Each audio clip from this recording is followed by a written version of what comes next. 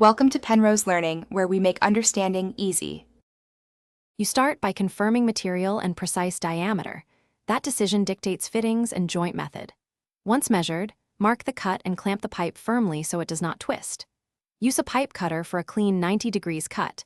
It beats a saw for metal pipes because it reduces burrs and deformation.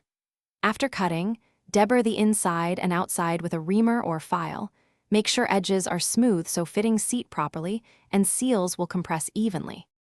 Once done with deburring, test fit the coupling or threaded fitting to verify alignment. This step prevents leaks and strain. If threaded, apply PTFE tape or pipe dope to male threads, wrapping 3 to 4 turns clockwise so it won't unravel when you hand tighten. Hand start the connection to avoid cross-threading, then use a wrench to tighten while holding the adjacent pipe with another wrench. Make sure to tighten to snug plus a quarter turn. Over-tightening can crack fittings. Under-tightening causes leaks. Finish by pressure testing the joint at a low setting and watching carefully for drips or hissing. This verifies both seal and alignment. If using solder or brazing, apply flux, assemble and heat evenly until solder flows.